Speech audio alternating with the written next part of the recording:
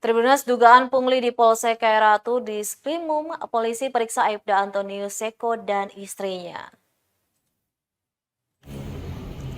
Di Reskrimum Polda Maluku, Kombes Pol Andi Iskandar pastikan dugaan pungutan liar atau pungli dalam penanganan kasus pelecehan seksual di Polsek Kairatu tetap berjalan.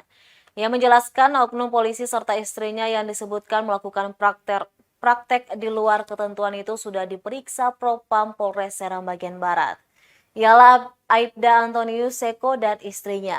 Apabila dari hasil penyelidikan tersebut adanya dugaan pungutan liar terhadap orang tua korban, maka akan diproses sesuai hukum yang berlaku.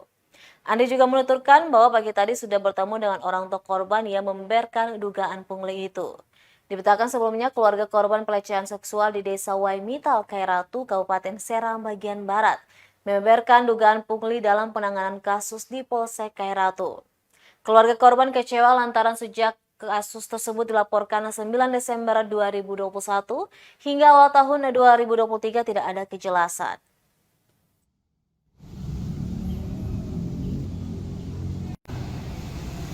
Itu gimana Pak, sejauh ini Pak?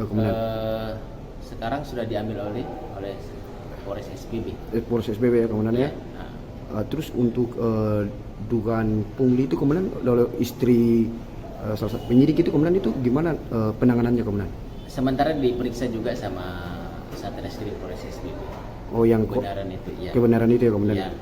Oke. Jadi memang betul kemudian ada diminta uang 10 Menurut keterangan korban tadi seperti itu, tapi ya. nanti kan kita konfirmasi, kita laksanakan pemeriksaan oleh Satreskrim Polres. Untuk penyidiknya sendiri kemudian itu ya, gimana? Semuanya kita periksa. Periksa. Itu nanti diperiksa oleh si Propam terkait prosedur penanganan yang sudah dilakukan oleh Polsek Kairatu. Kalau bersalah tetap diproses ya kemudian ya? Ya. Oke, siap kemudian. Ya.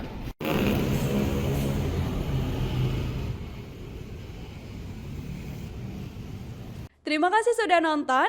Jangan lupa like, subscribe, dan share ya.